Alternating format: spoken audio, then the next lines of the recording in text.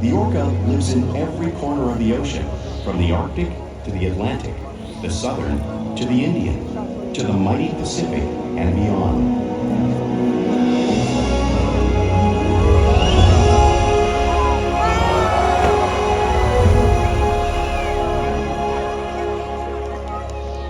This whale's story is the ocean's story, and it is one we all share.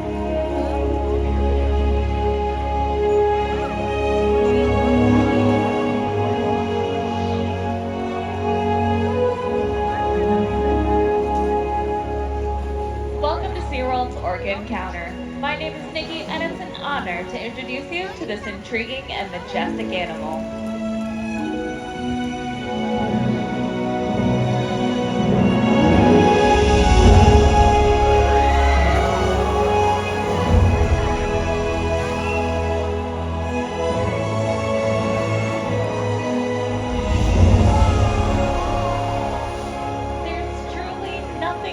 Seeing a killer whale up close and learning about them and their natural behaviors.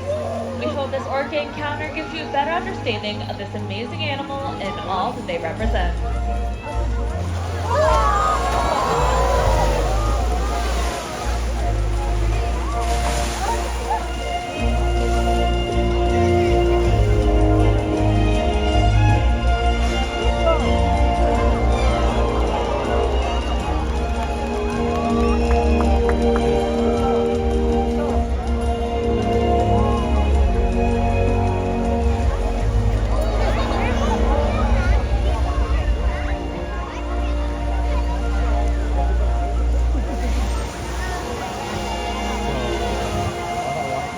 While they are found in every ocean, orcas living off the coast of Iceland are quite different than those near Costa Rica. In fact, there are at least 10 types or ecotypes of killer whales. An ecotype describes the differences between killer whale size, physical form, prey, social structure, and habitat. As you can see, the differences are subtle, but noticeable when compared side by side. Orcas are adapted perfectly to their environments. And even the whale's black and white coloration has a purpose. It camouflages the outline of their bodies in the water, making it easier for them to surprise and catch their prey.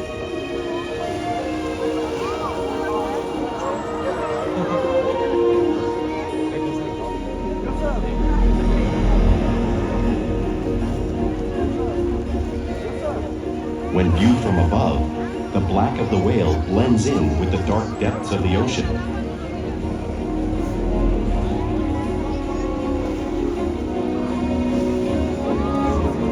When viewed from below, the orca's white bellies match the brighter surface of the water, blending with the light above, giving them the perfect camouflage.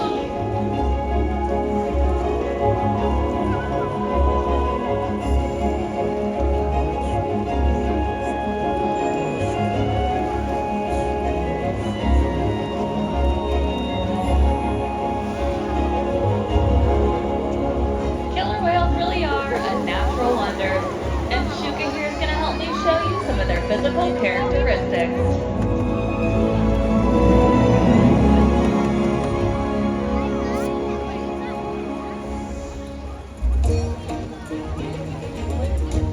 Their blowhole is perfectly designed for taking quick breaths of air at the surface of the water. Even their eyes work to their advantage. It looks like their eyes are located in that white patch, but that's a visual distraction. They're actually located in front of that patch, camouflage from thrashing prey. The fin on top of the whale is called the dorsal fin. The dorsal fin is used for stabilizing them as they swim and regulating their body temperature. There's no muscle or bone, so sometimes it may curve. The flippers on either side of their body are called pectoral flippers. Pectoral flippers are used for stopping and steering. There are 5 bony digits in them, just like a human hand.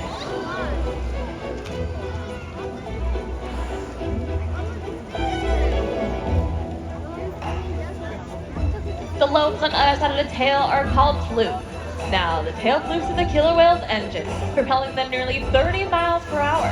That's as fast as some of our speedboats. But they swim the fastest and use the most power when they're propelling their nearly 10,000-pound bodies all the way up and out of the water.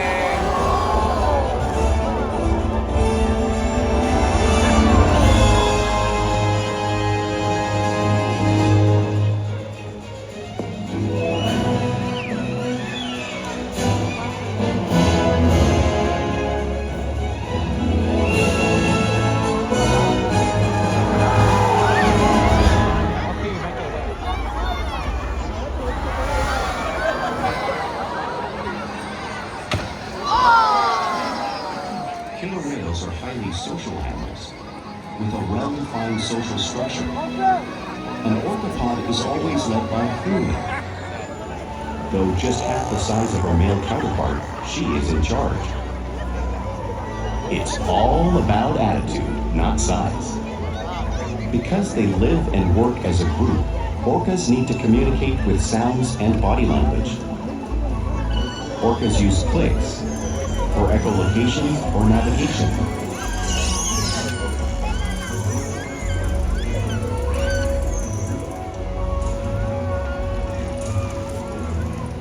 Whistles to socialize in the pod. And calls for group coordination and hunting.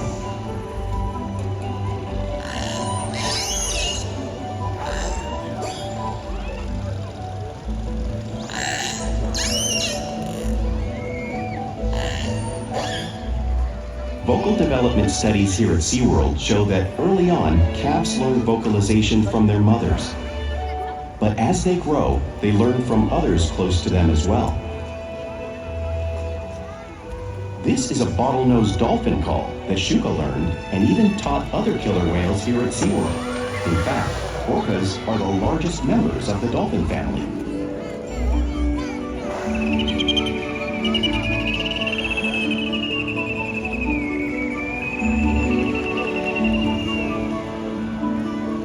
Whales here and in the wild use vocalization to communicate all the time. Like most animals, killer whales use body language as a form of communication. A pectoral slap can be used to show dominance or get noticed. For example, a mother might use a pectoral slap when trying to get her calf's attention.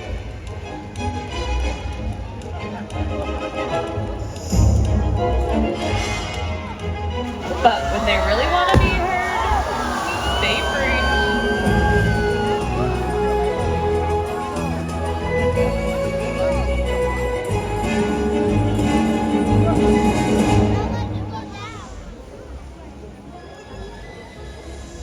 Spy hopping is used to coordinate while they hunt and get a better view of their surroundings.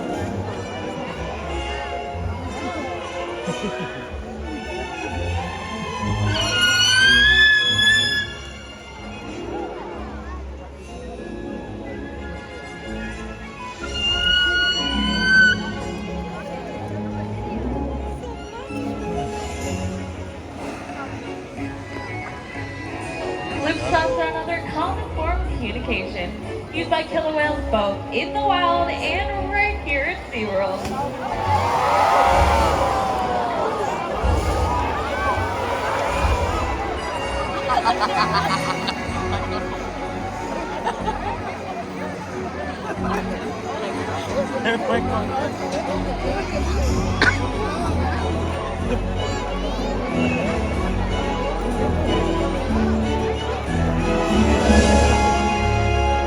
Orcas are great communicators, so it's no wonder they're at the top of the ocean's food chain.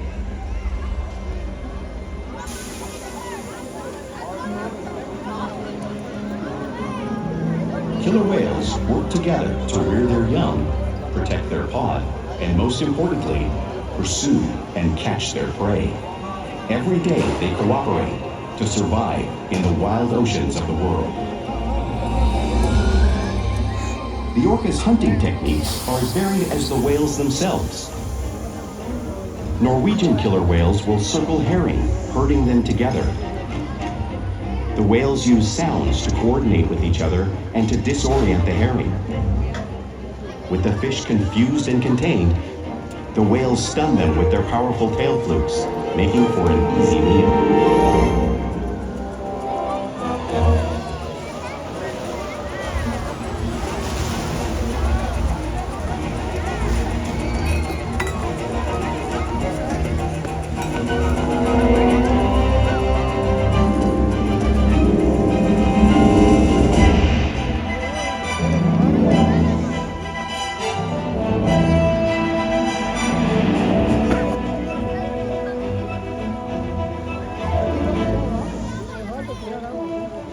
Whales in the southern hemisphere will capture sea lions by pulling them right off the beach. Here comes Ikaika to demonstrate a similar movement and behavior.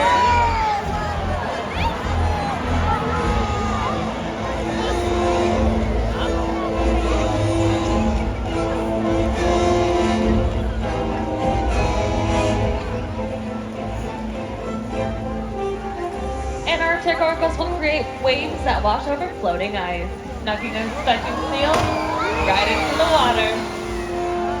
This displays one of many complex and impressive hunting abilities that killer whales have developed around the world.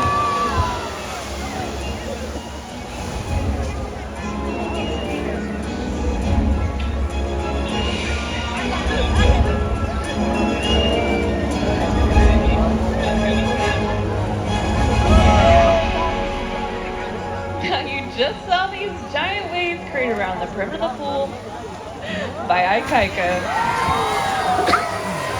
But you really can't imagine the power or water displaced until you experience it firsthand. Luckily, I have some brave volunteers here that have offered to help me show you the power of a killer whale. So my friends, are you ready? All right, come on down. You got a little bit of a preview over there. You're gonna have a seat. That's gonna be your iceberg. You're gonna be our seals, and everybody else, give them a round of applause. And just a reminder for all of you in those top sections, this is 55 degrees salt water. So first you're gonna see the whale, and then you're gonna see the wave. Are you ready?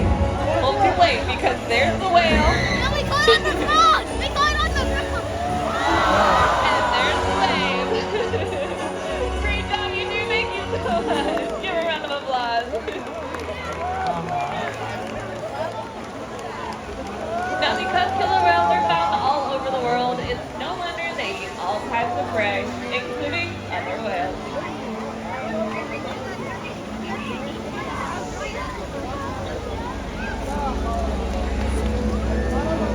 The blue whale on the screen is the largest animal on Earth. It is 5 times longer and 50 times heavier than a killer whale. So, how does the whale the size of Corky take on a whale that size? It's all because killer whales are the ultimate team player. In this example, we see the larger male orca surround a sperm whale, forming a perimeter, while the females continue to drive the whale forward until it reaches exhaustion. The calves then move in to join the adults in the group.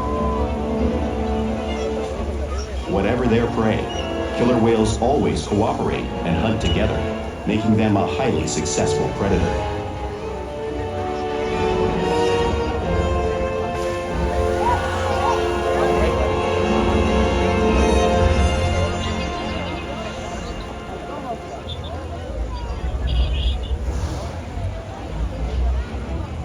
Play is an important part of everyday life for a killer whale. It's how they teach their young how to hunt and practice their skills as they grow. Killer whales are constantly interacting and showing their playful side, both in the wild and right here in SeaWorld.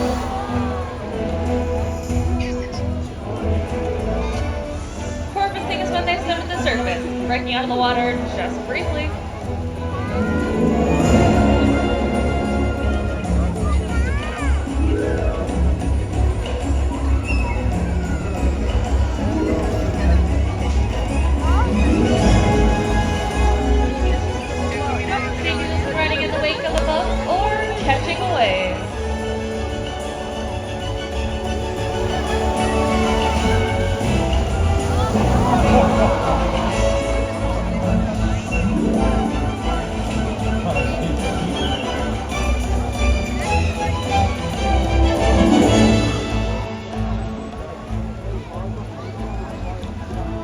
love to be touched and rub their bellies on rocks whenever they get the chance. Our whales here do it, just like the whales in British Columbia.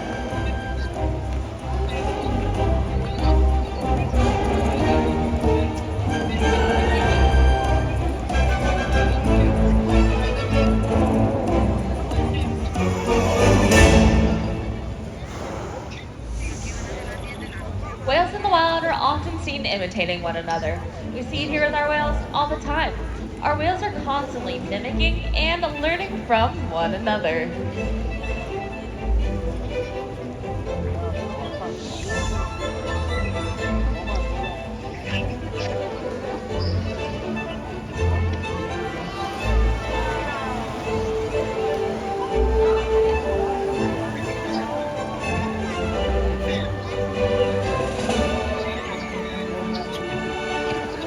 Now, play does have its purpose.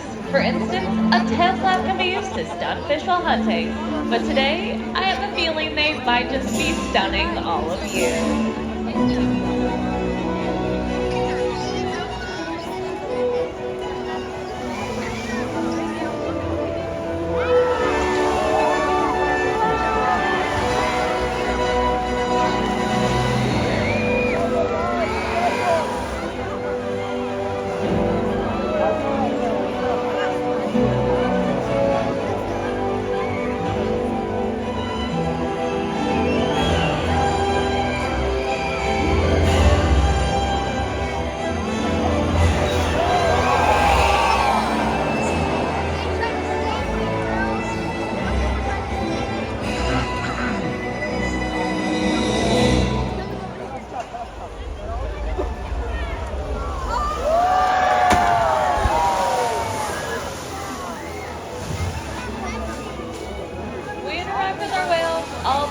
Every day to form trusting relationships in order to provide optimal healthcare, research, and quality of life.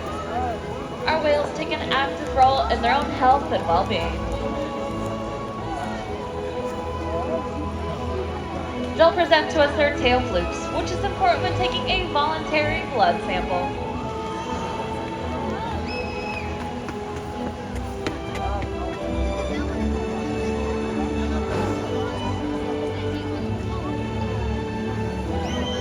They'll slide out onto a scale so we can monitor their weight, just like Orca is doing in this video.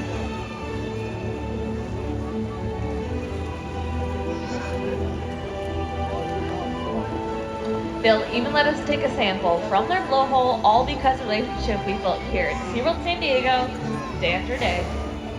And at this time, I'd like to introduce you to a very special member of our pod. Please, everybody, give it up for Ikaika.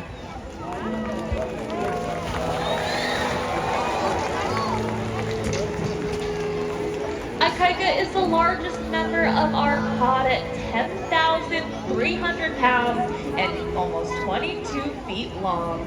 That's right. He is 22 years old, but he is also a very gentle giant and loves interacting with his fellow podmates and trainers. We challenge our whales every day to learn, engage, and stimulate their minds. Diet, exercise, and of course play help keep our whales in great shape. The whales here at SeaWorld have helped killer whales in the wild by participating in many research studies. One ongoing study monitors the whale's heart rate and breathing to understand how marine noise pollution from ship engines and other sources affect wild populations. In another study, scientists from NOAA, the National Oceanic and Atmospheric Administration, took measurements of the killer whales living here, including pregnant whales. By comparing these measurements with drone footage of killer whales in the wild, scientists are able to monitor the wild population's nutritional and reproductive states. Other research has been done here at SeaWorld on the mother whale's milk composition. This research will help create an effective model to understand how toxins in the ocean impact wild killer whales and their milk supply. What we learn from the whales in our care every day is actively helping whales in the wild survive. And just by being here today, you've supported our rescue, research, and conservation efforts all around the world. If we work together, like the killer whale, we can protect the future of the Orcinus orca and this beautiful planet that we all share.